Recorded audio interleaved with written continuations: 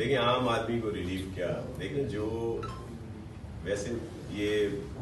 Blame بازی اچھی نہیں ہوتی کہ بلیم کر دیا جائے پرانی حکومتوں کو، لیکن آپ نے دیکھا کہ جو طریقہ کار خان صاحب کی گورنمنٹ میں رکھا گیا اور جس کی وجہ سے ہم پوری دنیا میں تنہا ہو گئے تھے، اور پھر انہوں نے جو بیان دے دیے تھے کہ خودکشی کر لوں گا، کشکول نہیں اٹھاؤں گا،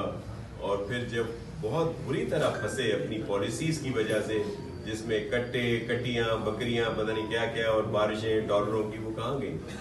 پھر آئی ایم ایف کے پاس گئے تو آئی ایم ایف نے سخت شرائط اس دفعہ عائد کی.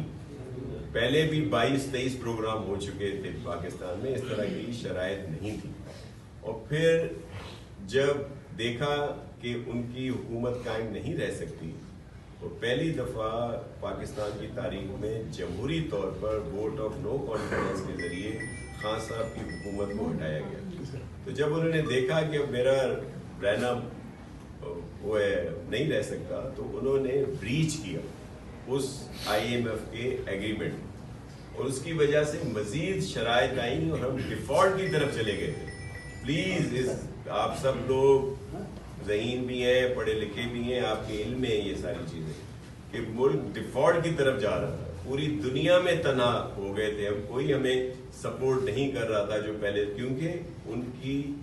اس روش کی وجہ سے جو خان صاحب اور ان کے طرف سے جو سلسلہ آیا، ہمیں دنیا نے تنہا چھوڑ دیا تھا. اس کے بعد اس جو پی ٹی ایم کی گورنمنٹ بنی، انہوں نے بہت، پھر ان کو ظاہر ہے سخت فیصلے بھی کرنے پڑے، اور پھر انہوں نے جس طرف چلے ہیں تو آپ دیکھیں اب بہتری کی طرف جا رہے ہیں. پوری دنیا کے لوگ یہاں آ رہے ہیں. وہ جو ہمارے دوست ممالک تھے انہوں نے دوبارہ سپورٹ کرنا شروع کیا ہے، جہاں پہ بڑی انویسٹمنٹ آ رہی ہے. تو اس کا افیکٹ ٹرکل ڈاؤن ہوگا. جب روزگار یہاں پہ بڑھ رہا ہے اور چیزیں ہو رہی ہیں تو ظاہر ہے اس کا فائدہ عام لوگوں کو ہی ہوگا اور بہتری اور اچھے کی امید رکھیں. شاہ صاحب نیب نے کہا ہے کہ انہوں نے اربوں روپے کی ریکوری کی ہے جو